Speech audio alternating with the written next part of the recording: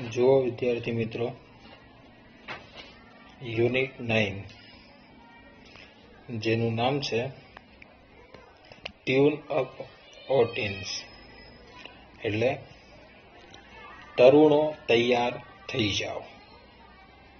તો વિદ્યાર્થી મિત્રો આ પાઠની અંદર આપણે વિદ્યાર્થીઓ અને વાલીઓના પ્રશ્નોના જવાબ સાંભળ્યા હતા અને એનો ઉકેલ પણ મેળવ્યો હતો।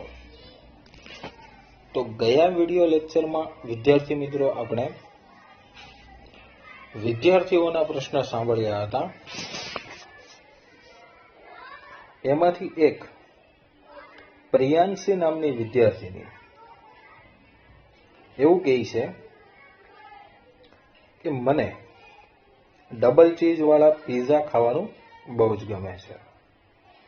બટર વાળી અને ચીઝ વાળી દાબેલી જોઈને મારા મોંમાં પાણી આવી જાય છે અને મને સપનામાં બર્ગર દેખાય છે।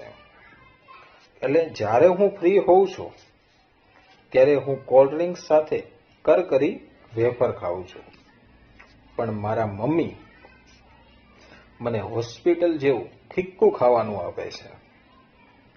એટલે એનો પ્રશ્ન એવો હતો કે હું જે ખાઉં છું તેને અને ભણવા વચ્ચે કોઈ સંબંધ છે? એટલે ડોક્ટર શ્રોફ એને એવું કહે છે કે પ્રિયાંશી, તારી વાતોથી તો તું ખાઉતરી હોય એવું લાગી રહ્યું છે, પણ તે આ પ્રશ્ન પૂછ્યો એ મને ગમ્યો, એટલે કે તારી સહજતા મને ગમી। એટલે ડોક્ટર શ્રોફ એને સમજાવતા કહીએ છે કે આપણે જે ખોરાક લઈએ છીએ તે અને આપણી મગજની ગતિવિધિને પાચન સાથે સીધો સંબંધ રહેલો છે। જો આપણે ભારે ખોરાક લઈએ છીએ તો લોહીનો પુરવઠો સીધો પાચન અવયવ તરફ ધકેલાય છે, જેના કારણે મગજ હોય છે એની કાર્યવાહી ધીમી પડી જાય છે। અને એકવાર જો આપણે ભારે ખોરાક ખાધો છે તો પછી આપણને ઘેન આવે, આળસ આવે અને સુસ્તી પણ લાગે છે। અને વિદ્યાર્થીઓને તેના અભ્યાસ ઉપર અસર થાય છે, કારણ કે અભ્યાસ કરવા માટે તો હંમેશા સક્રિય એટલે કે એક્ટિવ મગજની જરૂર પડે છે। કે ચરબીવાળો ખોરાક ખાવો એના કરતા હળવો અને જલ્દીથી પાચન થઈ જાય તેવો ખોરાક લેવો જોઈએ। એ ખોરાકની અંદર આપણે સૂપ, જ્યુસ, દાળ, દૂધ, છાશ અથવા તો લસ્સી લઈ શકીએ છીએ અને કાચા શાકભાજી અને ફળો ખાવા જોઈએ અને હંમેશા પેટ ભરીને ક્યારેય ના જમવું જોઈએ, કે લાંબા સ્વાસ્થ્ય માટે તે સારું નથી।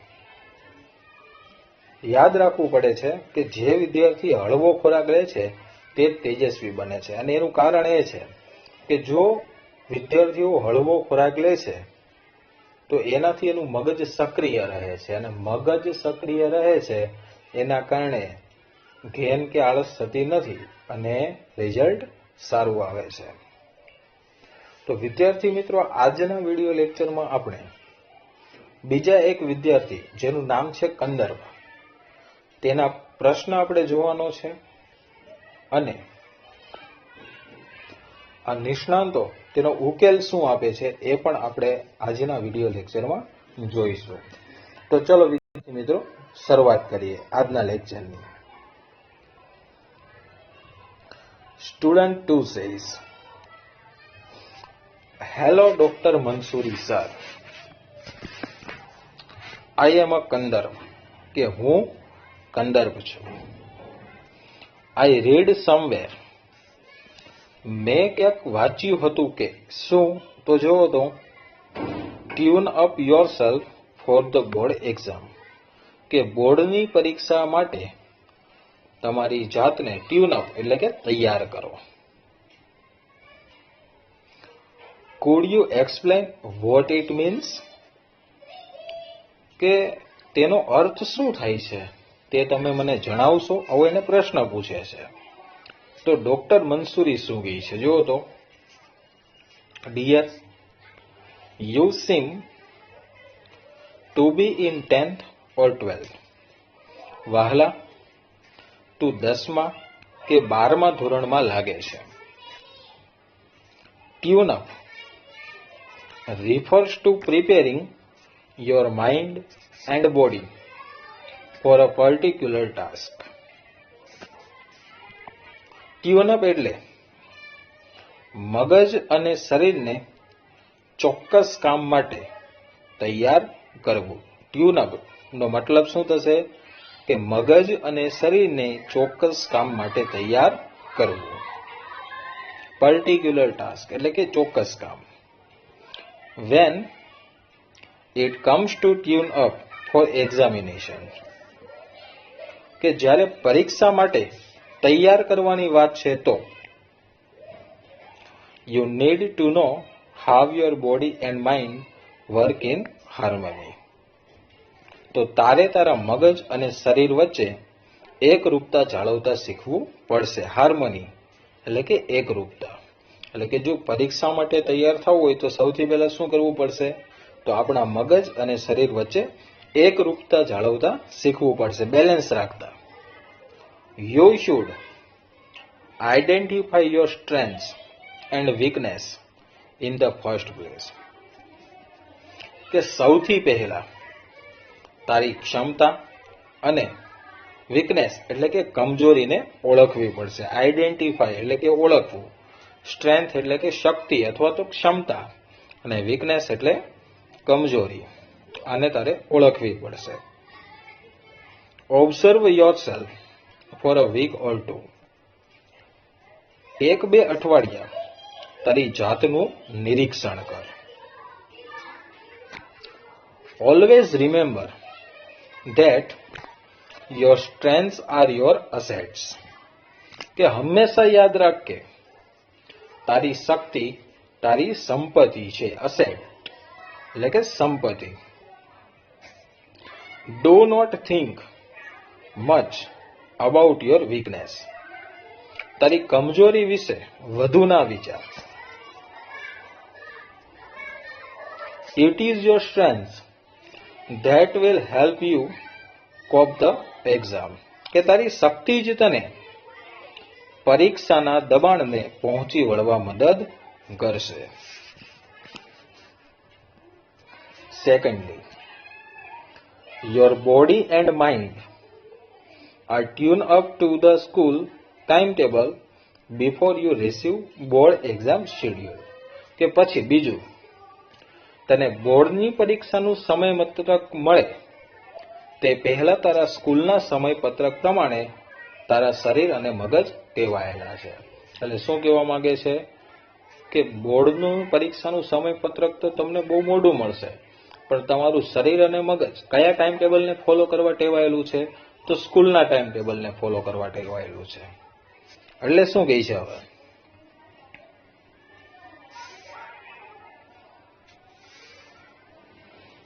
Once you receive the board exam schedule, prepare a new timetable based on your energy level. કે એકવાર બોર્ડની પરીક્ષાનું ટાઈમ ટેબલ મળે તે પછી તે પ્રમાણે તૈયારી કરવા તારી રીતે સમયપત્રક બનાવ કે જ્યારે તું સૌથી વધારે સ્ફૂર્તિમાં હોય.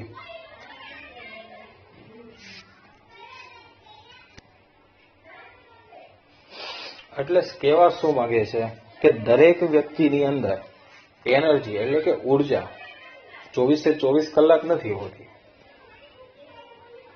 કે ઘણાને અલગ અલગ સમય પ્રમાણે એના શરીરમાં ઉર્જાનું લેવલ વધારે હોય. તો આપણે પહેલા એ તપાસવાનું છે કે આપણા શરીરની અંદર કયા સમયે સૌથી વધુ ઉર્જા રહેલી છે. તો એ પ્રમાણે આપણે ટાઈમ ટેબલ તૈયાર કરવાનું છે.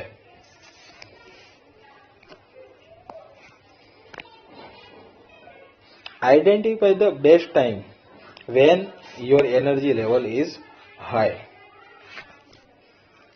કે જ્યારે તારી અંદર સૌથી વધારે સ્ફૂર્તિ હોય, એનર્જી હોય, તે સમયને તું જાણી લે.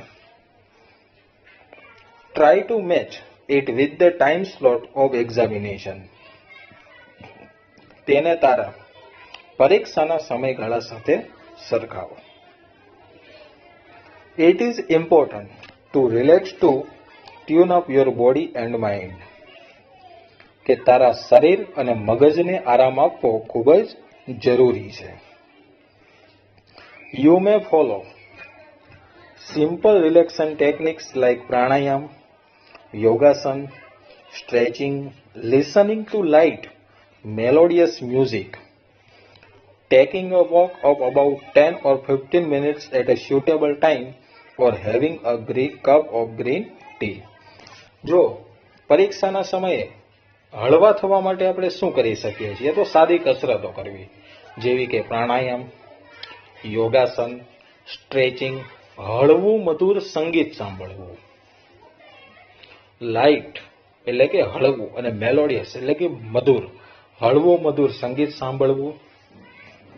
અનુકૂળ સમયે 10-15 મિનિટ ચાલવું અને ગ્રીન ટી લેવી. You can even spare some time for talking to your friends or parents. કે તું તારા મિત્રો કે માતા પિતા સાથે વાત કરીને વધારાનો સમય ફાળવી શકે છે. Maintain a cheerful mood and don't work in frenzy. કે હંમેશા તારો હળવો મૂડ જાળવી રાખ અને આવેશમાં કામ ના કર. ફ્રેન્ઝી, આવેશ એટલે કે ગુસ્સામાં કામ ના કર. Wish you all the best. તને શુભેચ્છા. Anuj says, students, did you enjoy the program? વિદ્યાર્થીઓ, તમને કાર્યક્રમમાં મજા આવી? A big round of applause from the audience. પ્રેક્ષકોએ જોરદાર તાળીઓ પાડી. એપ્લોઝ એટલે કે તાળીઓ પાડવી અને ઓડિયન્સ એટલે કે પ્રેક્ષકો. This tells all. આ તાળીઓ દર્શાવે છે કે મજા આવી. I think it is time to conclude our program. હું વિચારું છું કે હવે કાર્યક્રમ સમાપ્ત કરવાનો સમય થઈ ગયો છે. કન્ક્લુડ એટલે કે સમાપ્ત કરવું, પૂર્ણ કરવું. It is impossible to express our gratitude in words. કે મહેમાનોનો આભાર માનવા મારી પાસે શબ્દો નથી. ગ્રેટિટ્યુડ એટલે કે આભાર. However, I am indeed thankful to all the guests who made it convenient to spare time from their busy schedule. જો કે મહેમાનોએ તેમના ખૂબ વ્યસ્ત દિનચર્યામાંથી સમય આપણા માટે ફાળવ્યો, તેમના માટે ખૂબ ખૂબ આભાર. I am sure that not only students but parents also gain a lot. મને ખાતરી છે કે માત્ર વિદ્યાર્થીઓને જ નહીં, વાલીઓને પણ ઘણું બધું જાણવા મળ્યું છે. Hope we all remember the tips given by the experts. આશા રાખું છું કે આપણે નિષ્ણાંતો દ્વારા આપવામાં આવેલી ટીપને યાદ રાખીશું. And follow them as much as we can. અને એને અનુસરવાનો થતો તેટલો પ્રયત્ન કરીશું. Best wishes to all. સૌને મારી શુભેચ્છા.